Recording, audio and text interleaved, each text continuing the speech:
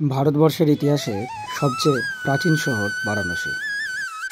দ্বাদশ জ্যোতির্লিঙ্গের অন্যতম তীর্থক্ষেত্র এই বারাণসী শহর।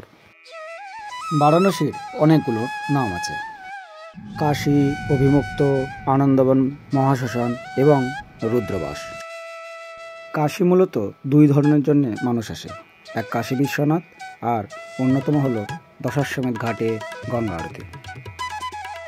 এই দুটো কারণ ছাড়াও আমার আসার কারণ দুটো, এক এই কাশীর অলিগলি আর রাত্রের মণিকর্ণিকার মহাশ্মশান, যেখানে জানা যায় জীবনের এক চরম সত্য।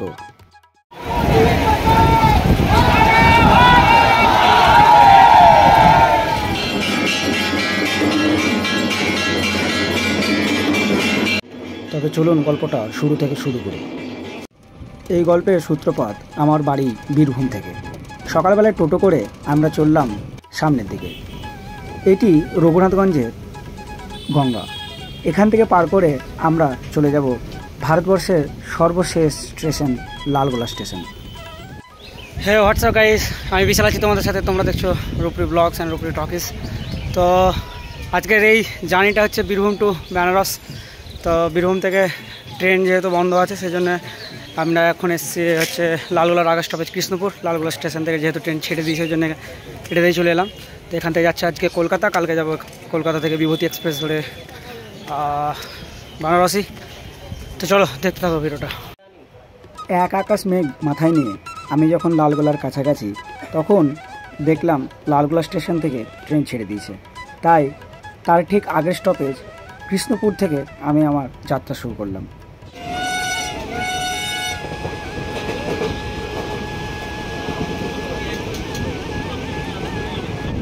হোয়াটসঅ্যাপ গাইস, আমি বিশাল আছি তোমাদের সাথে। তো ব্যাপারটা হচ্ছে, কালকে ট্রেন জার্নি করে তো কলকাতা অব্দি এসে গেছি, কিন্তু কলকাতাতে আসার পর থেকে ট্রেনেও প্রচণ্ড ভিড় ছিল। আর আসার পর থেকে বৃষ্টি হচ্ছে, যে কালকে কোনো ভিডিও বানানো হয়নি। কালকে রাত্রে একটু টুকটাক ঘোরাঘুরি করেছিলাম, ওই আর কি, খাওয়া দাওয়া করে শুয়ে পড়েছিলাম। এখন বাজে সকাল 10টা নাগাদ। তো এরপরে এখান থেকে যাব আমি ছোটদার কাছে মুকুন্দপুর, এখন আছে আপাতত কেষ্টপুরে। তারপরে রাত 8টার সময় ট্রেন বিভূতি এক্সপ্রেস। তো ভিডিওটা আর লেন্দি করবো না, চলো একদম দেখা হচ্ছে ডাইরেক্ট বিকেলবেলায়। তো কথা মতন চলে এসেছি, বিকেলবেলা নয় সন্ধ্যেবেলাতে চলে এসেছি। 6:18 বাজছে। এখান থেকে যাবো হচ্ছে হাওড়া। আর আমাদের সাথে আছে অচেনা শহর আমার ছোটদা। তো একসাথে দুজন মিলে বেরোচ্ছি, জার্নিটা এখান থেকে স্টার্ট হচ্ছে। তা একদম চলো স্টেশনে গিয়ে দেখা হচ্ছে। আমরা হাওড়া যখন পৌঁছালাম তখন ঘড়ি কাটায় 7:48। আমাদের ট্রেন বিভূতি এক্সপ্রেসের টাইম ঠিক রাত্রি 8টায়। প্ল্যাটফর্মে যেতেই আমরা দেখি আমাদের ট্রেন দাঁড়িয়ে রয়েছে নিজের গন্তব্যের জন্য। ট্রেন ধরার বিষয়ে আমার অভিজ্ঞতা সবসময় একটু খারাপই হয়ে থাকে, তবুও ভাগ্য ভালো ছিল, এইবার কোনো রকম ঝামেলায় পড়তেই হয়নি। তো আমরা এখন পৌঁছে গেছি হচ্ছে হাওড়া স্টেশন। হাওড়া স্টেশনে 12 নম্বর প্ল্যাটফর্মে দাঁড়িয়ে আছে আমাদের বিভূতি এক্সপ্রেস। আর S6 কামরার 23 নম্বর সিটটা আমার পড়েছে। তো এখান থেকে জার্নিটা স্টার্ট করছি আর কি। তো চলো তোমরা ভিডিওটা দেখতে থাকো। আসলে জীবনে সব কিছুই যেন একটা ছন্দে বাঁধা, একটা সময়ে বাঁধা। গতানুগতিক জীবনে আমাদের প্রত্যেককে এগিয়ে যেতে হয় এই ছন্দের মাধ্যমে। তাই ঠিক রাত্রি 8:01 ছেড়ে দিল 12333 বিভূতি এক্সপ্রেস। সারা রাত্রি ট্রেন জার্নির সাথে সাথে আকাশ দেখা আমার ছোটোবেলার অভ্যেস। তাই ভোরের আলো যখন ফুটলো, ফোনটা হাতে বার করে আমি চললাম ভিডিও করতে করতে। দেখতে দেখতে আমার ট্রেন ঢুকে পড়ল পণ্ডিত দীনদয়াল উপাধ্যায় স্টেশনে। তবে আমাদের জন্যে তখনও একটা খারাপ বিষয়, ট্রেনের টাইম 2 ঘন্টা লেটে চলছে। সারা রাত্রের ক্লান্তির শেষে আমরা যখন পৌঁছালাম ঠিক এই গঙ্গাবক্ষের সামনে, আমাদের মনের উৎফুল্ল তখন একদম চরম সীমায়। এখান থেকে যেন জীবনের এক চরম আনন্দের, চরম সত্যির মুখোমুখি আমরা দাঁড়িয়ে। এই কাশীর গঙ্গাবক্ষের সামনে দাঁড়িয়ে আমাদের যেন স্বপ্ন পূরণ হতে চলেছে। কি স্বপ্ন? ওই যে 12টা জ্যোতির্লিঙ্গ দেখার স্বপ্ন। প্রথমে আমি চলে গেছিলাম কেদারনাথ, ছোটোবেলায় বৈদ্যনাথ দেখা হয়ে গেছে। এটি আমার জীবনের 3য় জ্যোতির্লিঙ্গ দর্শন। এটি হচ্ছে বড়ুয়া নদী। আশ্বিন নদী এবং বরুণা নদী মিশিয়ে বারাণসী। তো ফাইনালি মোটামুটি 12 ঘন্টার জার্নি, 12 ঘন্টা নাকি 12 ঘন্টার জার্নি শেষে আমরা পৌঁছে গেছি। আর ট্রেন থেকে নামার সুযোগও পাইনি, ছোটো দাদা দু একবার নেমেছিল। আর এখান থেকে যাচ্ছি আমরা এখন আপাতত বাইরে, তারপর দেখা হচ্ছে, চলো।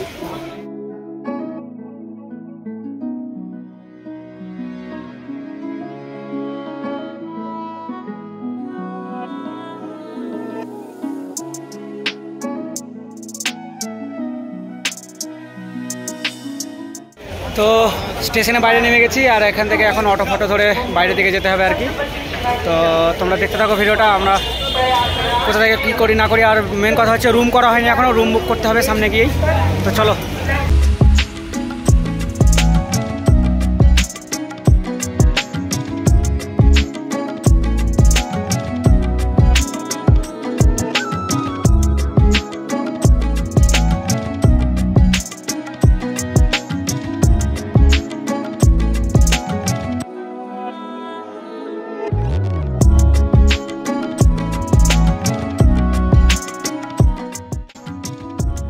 আমরা স্টেশন থেকে বেরিয়ে শেয়ার অটো করে চললাম সামনের দিকে।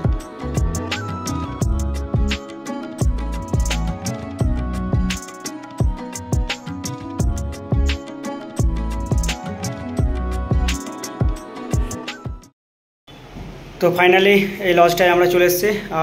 এটা একটা ডাবল বেডরুম, আর এখান থেকে জাস্ট ব্যালকনির ভিউটা দেখো, অসাধারণ একটা ভিউ আছে। তো বেশি আমরা খোঁজাখুঁজি করিনি আর কি, কারণ এখান থেকে একটু পরে বেরিয়ে যাব, হাতের সময় খুব কম, সেই জন্যে যেটা কাছে পেয়েছি সেটাই থেকে গেছি। আর হচ্ছে এখান থেকে মন্দিরের দূরত্ব এরা বলছে যে 750 থেকে 800 মিটার মতন হবে। তো এখন আপাতত একটু খাওয়া দাওয়া করে বেরোবো। তো ব্যাপারটা হচ্ছে একটু খিদে পেয়ে গেছে, সেই জন্যে দেখা যাক কী পাওয়া যায়, চেষ্টা করবো কচুরি আর ওই জিলাপি খাওয়ার, এটা এখানকার খুব ফেমাস। তো চলো জিলাপি আর কচুরির দোকানে।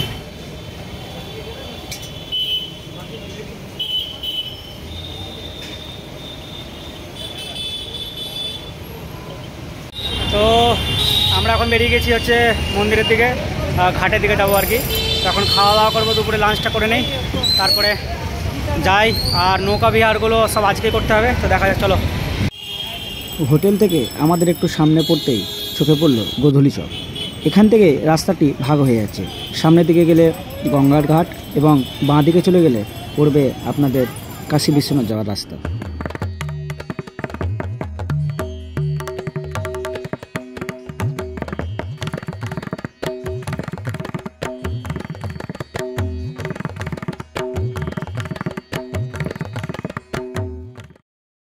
তো ফাইনালি আমরা চলে এসেছি হচ্ছে দশাশ্বমেধ ঘাটের সামনে।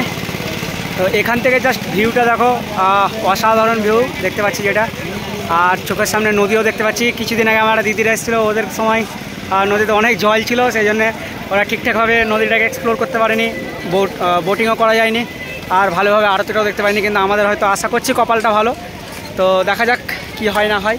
এখানে একটা ভবন আছে, দশাশ্বমেধ ভবন, আর এদিক দিয়ে এখানে হয়তো সন্ধ্যাবেলায় সুন্দর লাইটিং ফাইটিং হয় আর কি। আর এই হচ্ছে ঘাটে যাওয়ার রাস্তা, সামনে বোটিং ফোটিং দেখতে পাচ্ছি। তো চলো যাওয়া যাক।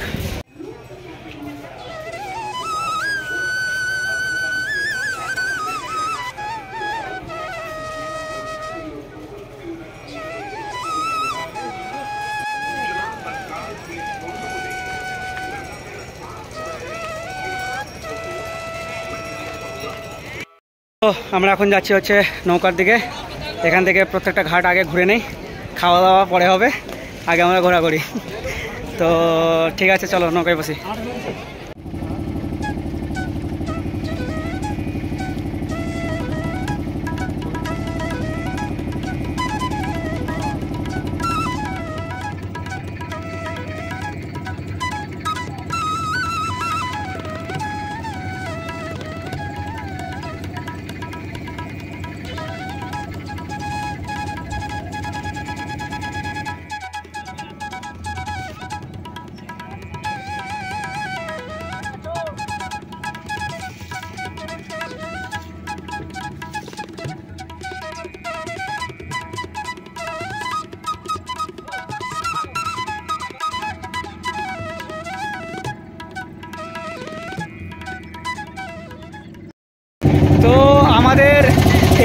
হচ্ছে হরিশ্চন্দ্র ঘাট। এখান থেকে ঘোরা কমপ্লিট, এই দিকটায় আর যাবে না, আবার এদিক দিয়ে ঘুরতে ঘুরতে ওই দিকের ঘাটগুলো যাওয়া হবে আর কি।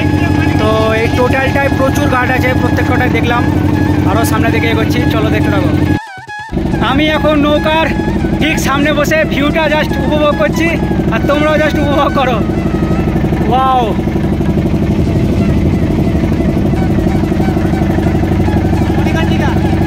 কোনটা?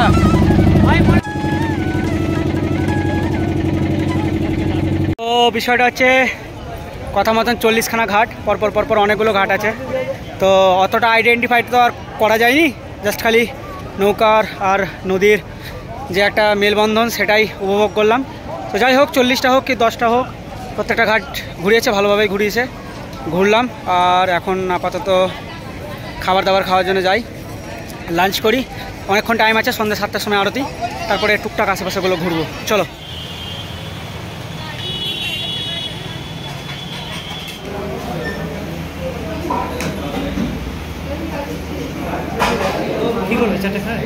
হ্যাঁ, ব্যাপারটা হচ্ছে আমরা খাওয়া দাওয়া করে বেরিয়ে গেছি। বাঙালি খাবার কেমন খেতে বলো? খেলাম, মানে মিলিয়ে খাবার, খুব সুন্দর লাগলো থালিটা। খিদের পেট ছিল, সেই হিসাবে ভালোই লাগলো। প্রথমে তো ভালো খেতে পারবো না। হ্যাঁ, 4খানা ওই রুটিকে বাটার দিয়ে দিয়েছে, তার সাথে ওই সরু চালের ভাত, আর একদম পুরো নিরামিষ পনির টনির দিয়ে করেছে বাটার দিয়ে। তো ভাবলাম যে হয়তো খেতে পারবো না, কিন্তু এত সারা খিদে লেগেছে তো একদম পুরো খেয়ে নিলাম, তো ভালোই লাগলো।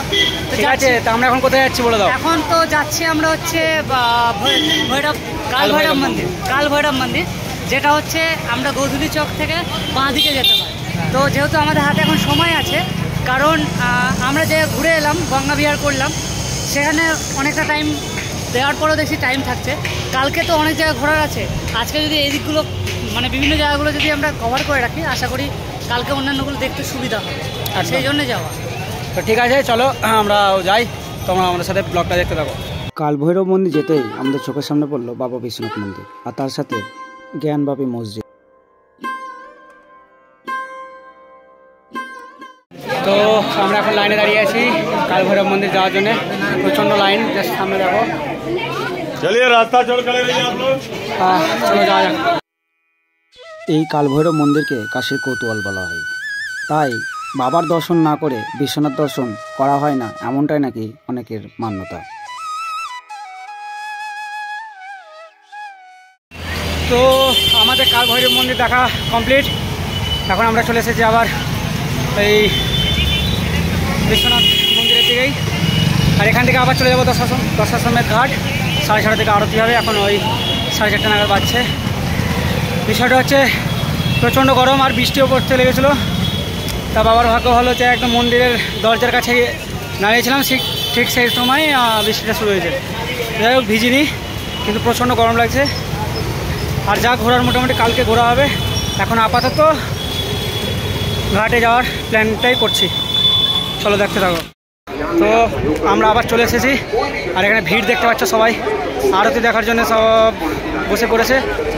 আর ব্যাপারটা হচ্ছে প্রচণ্ড হাওয়া দিচ্ছে, সেই মজা লাগছে, জাস্ট খালি ভিউটা দেখো, চারিদিকে লোক গিজ গিজ করছে একদম। ঠিক আছে, একটু ওরা সন্ধ্যা আরতি শুরু হবে, তখন আসছে। জীবন মানেই বিচিত্রময়তা, তাই যখন কাশীর গঙ্গা আরতি দেখবো বলে আমরা সকলে বসে আছি, হঠাৎ করে মাথার আকাশে হানা দিল মেঘের এক কঠিন আস্তরণ।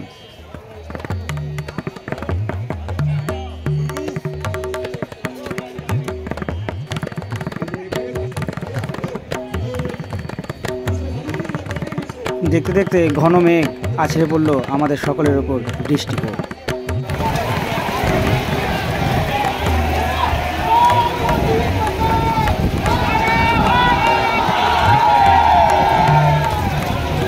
বৃষ্টিতে ভেজার অনেক প্রতীক্ষার পর অবশেষে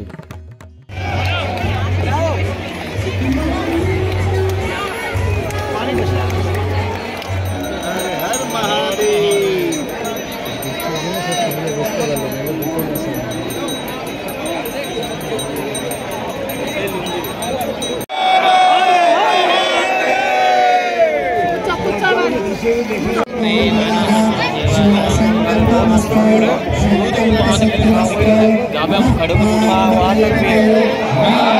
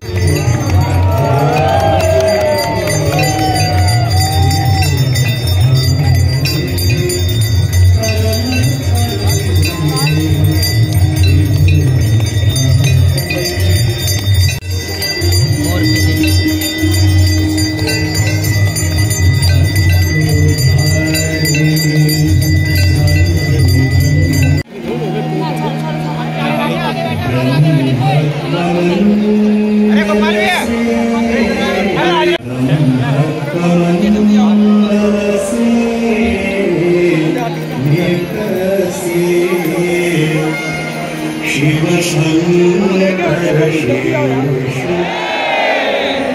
राजा रामचंद्र की बाबा विश्वनाथ की अन्नपूर्णा माता की लक्ष्मी माता की सरस्वती माता की शीतला माता की। অবশেষে দর্শন শেষ হলো আমাদের বহু আকাঙ্ক্ষিত কাশীর গঙ্গা আরতি। তো আমাদের বৃষ্টিতে ভিজতে ভিজতে আরতি দেখা কমপ্লিট। এখন আমরা যাব হচ্ছে মণিকর্ণিকা ঘাট। পুরো একদম পুরোটাই ভিজে আছি আর কি। তো চলো, ব্যাগে ধুতি টুতি আছে, ওগুলো একটু পরে পুজো টুজো একটু করে নেবো, তারপরে বেরিয়ে যাব। কাশীর গঙ্গা আরতি, জাতি বর্ণ গরিব ধনী সব কিছু শেষে এক হয়ে প্রভুর নাম গান। আর তার সাথে রইল আপনাদের রাত্রের কাশী বিশ্বনাথ মন্দিরের কিছু দর্শন।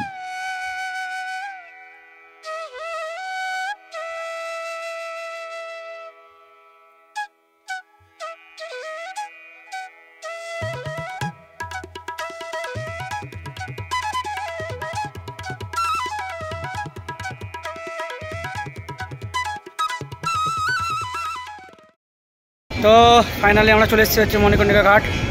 আর এই একটা ঘাটের মানে অবয়ব, এই ঘাটের একটা আলাদাই মাহাত্ম্য আছে। চারিদিকে দেখতে পাচ্ছ হচ্ছে কাঠ, আর তার মাঝে আমরা দেখলাম একটা মন্দির, বাবা ভূতনাথ সেখানে বিরাজমান করছেন এবং পদপথে তিনি লয় করছেন, কারণ তিনি লয়ের দেবতা।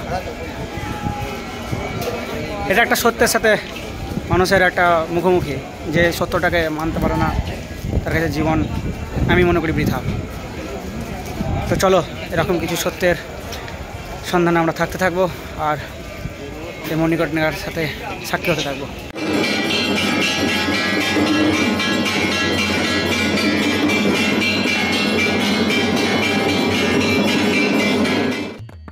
মণিকর্ণিকা বাবা বিশ্বনাথের পাশাপাশি অপর একটি গুরুত্বপূর্ণ দর্শনীয় স্থান। হিন্দু ধর্মমতে এই ঘাটে দেবী সতীর কর্ণকুন্তল বা কানের দুল পতিত হয়েছিল। সংস্কৃত ভাষায় কর্ণকুন্তলকে মণিকর্ণ বলা হয়। মণিকর্ণ শব্দ হতেই এই ঘাটের নাম উদ্ভূত হয়েছে। তো আমরা মণিকর্ণিকার পাশে এই মন্দিরটা চলে এসেছি। এটা জলের নিচেই থাকে আর কি। আর এই মন্দির সম্বন্ধে আমি ব্যাকগ্রাউন্ডে কিছু বলে দেবো, তো ভিডিওটা দেখো। হিন্দু ধর্মাবলম্বীদের বিশ্বাস, মণিকর্ণিকা ঘাটের শ্মশানে মৃতদেহ দাহ করলে মৃতের আত্মা মোক্ষ অর্জন করে বা পুনর্জন্মের চক্র হতে মুক্তি লাভ করে। তো এখানেও আর একটা মন্দির রয়েছে, সেটাও তোমাদেরকে দেখিয়ে দিলাম। আর এই পিছনে ঘাটটাও হচ্ছে মণিকর্ণিকা ঘাট। রাতের মণিকর্ণিকা জীবনের দেখা সবচেয়ে সেরা রাতের মধ্যে অন্যতম। জীবনের সবচেয়ে বড় সত্যি কি? মৃত্যু। এই মৃত্যুর সব থেকে কাছের আলিঙ্গনের নামই হলো মণিকর্ণিকা। তো বিষয়টা হচ্ছে যে আমরা ঘাট থেকে চলে এসেছিলাম, তো এখন যাচ্ছি হচ্ছে খাবার খেতে। আর প্রায় 10:30 বেজে গেছে। তো খাওয়া দাওয়া করে শুয়ে পড়তে হবে, কারণ সকাল সকাল নয়, একদম ভোরবেলায় উঠতে হবে মন্দির দর্শন করতে যাওয়ার জন্য। বিশ্বনাথ মন্দির দর্শন এখন হয়নি আমাদের। আর কালকে বাকি যেগুলো ঘোরার জায়গা আছে সেগুলো টুকটাক করে ঘুরে নেবো। তো রাত্রের অ্যাম্বিয়েন্সগুলো তো খুবই ভালো ছিল। তো এখন চলো খাওয়া দাওয়াটা সেরে নেই, দিয়ে একদম আজকের ভিডিওটা এখানেই শেষ হবে। খাওয়া দাওয়ার পরে আর বাড়াচ্ছি না কিছু। রাত্রের জন্য নিয়ে নিয়েছি হচ্ছে আলু পরাটা। কী হয়েছে, হবে না? তো পরবর্তী ভিডিওটাতে আপনাদের জন্য থাকছে সকালের কাশী বিশ্বনাথ দর্শন, তার সাথে কাশীর বাকি সাইড সিনিংগুলো, আর তার সাথে থাকছে আপনাদের জন্য সারনাথের সম্পূর্ণ ভিডিও। তাহলে দেখা হচ্ছে আবার পরবর্তী ভিডিওটিতে। বাই।